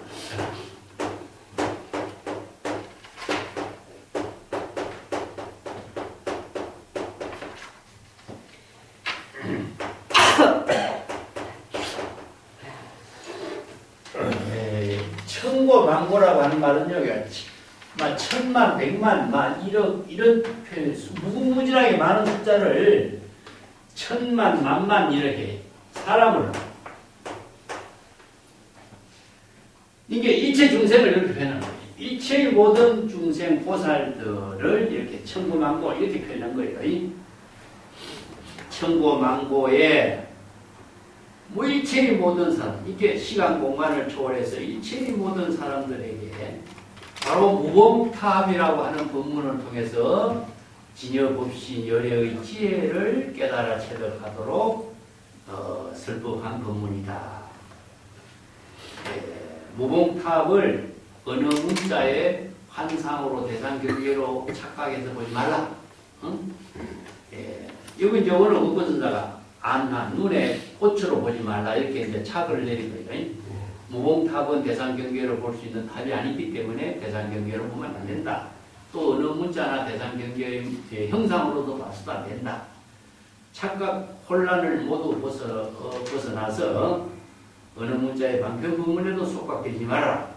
온 몸이 눈이 되어서 진여법신의 지혜를 구족해서야만이 무봉탑, 열애법신의 무봉탑을 칭견할 수 있을 것이다. 그런 경지를 깨달아 체득하도록 이 법문을 설했다. 이렇게 이제 개송을 마지막으로 정리한 건데, 내가 시간 되면은 천동경지선사의 개송도 이렇게 좀 천동경지선사도 이 개송을 잘 읽었거든요. 이제 종용록의 85척에 천동경지선사가 해충국사 무봉탑을 그대로 또 이렇게 읊어요. 거기도 마지막 구절에 이제 중요한 부분은 하나의 원만한 무봉탑이 너무나 훌륭하게 아득히 솟고 또 너무나 원만하고 둥글고 둥결해서 결여되고 모자람도 없는 무봉탑의 경지를 제시하고 있다.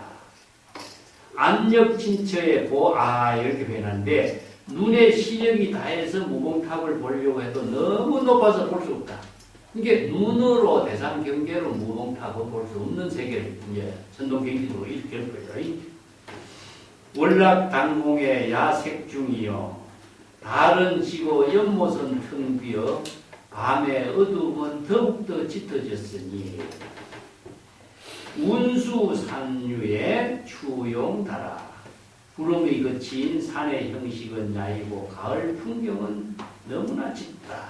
이것은 이제 무봉탑이 제법 실상의 세계로 이루어진 경지를 이렇게 읊어요. 이렇게 천동경지선사는 자 여기서는 진여법신이지만은 무봉탑은 궁극적으로 제법 실상의 세계다. 근데 똑같이 선생들이 입장이지만은 제법 실상이라든가 진여법신이라든가 진여자체상이나 이런 언어적인 표현은 전부 다 다르죠, 그죠? 근데 이게 현실적으로 자연과 함께 도시적으로 구상성을 제시하고 있는 것이 중국 선생들의 특징이죠. 제가 항상 이야기하지만 구상성이라. 자, 인도에서는 이게 논리적인 법의 체계를 갖고 있지만 중국인들은 이것을 구체적인 사물을 중심으로 해서 이 법을 깨달아 체득할 수 있도록 지사문의를 시켜요. 어떤 사건, 물건을 지시해갖고 그 법의 그 진실을 깨달아 체득한 거예요. 그래서 사는 무엇입니까? 보통 어떤 사물이나 형상이나 사건이나 구체적으로 용이라든가 연못이라든가 무봉탑이라든가 이런 것을 지시한 거죠. 그죠? 그러니까 어떤 사건이나 사물을 직접 눈으로 보고 확인할 수 있도록 지시해서 제법 실상법을 진여법신의 지혜를 깨달아 체득하도록 구상성을 제시하는 엉구로서 법문을 설한 것이 중국 선생들의 특징이죠. 그런데 선생들의 법문들이 전부 다 이런 은유적인 비유로 통해서 진실성 그 자체를 구체적인 사물을 여실하게 직접 깨달아 체득할 수 있도록 제시하고 있는 법문이 중국인들의 특징이고, 인도인들은 수학적인 논리 체계로 이 법을 설하다 보니까 철학 체계라든가 이런 쪽에서 형이상학적이라든가 철학적인 체계에서는 조금 이제 논리적인 정합성을 갖고 있지만 중국인들이 볼 적에 논리가 좀 빈약하잖아요. 그래서 인도 불교가 중국에 와서 중국인들의 풍토에 맞는 언어 또 구체적인 생활 그 자체로서 진실된 삶을 함께 실행하게 하는 법문으로 이런 식구를 써갖고 제시합니다. 그래서 당대의 그 현종의 그 개원성세라고 하는 것 자체의 특징이 무엇이냐 하면은 이런 시로서 제시하는 겁니다.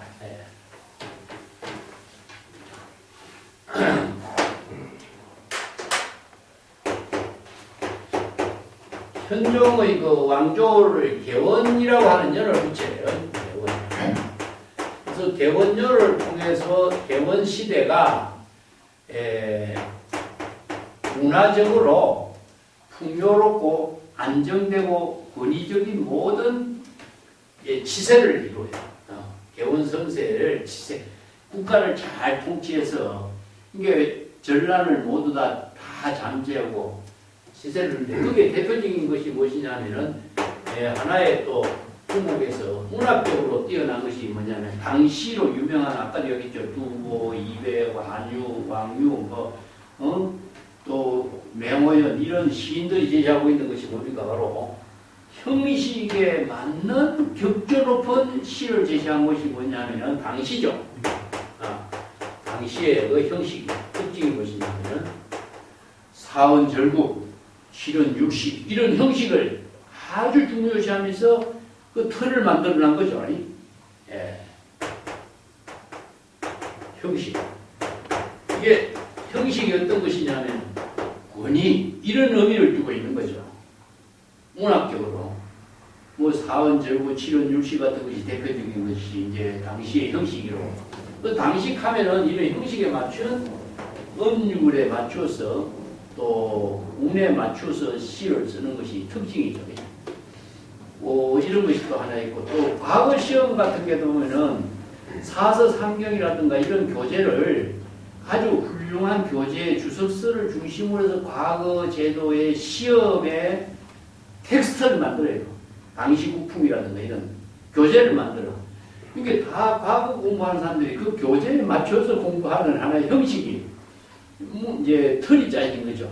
이런 것이 이제 당현종 이후에 하나의 문학적으로나 권위주의적으로나 형식적인 문화라 이런 것이 이제 틀을 잡은 것이 굉장히 훌륭하게 발전한 거죠. 그래서 이제 현종의 그 안사에 난 이후에 변화가 일어나는 문화가 하나 있어요. 그래서 이제 안사에 난 이후에 문화운동이 새롭게 발전한 것이 뭐냐. 한유라고 하는 인물이죠. 한유라든가 유종원이라든가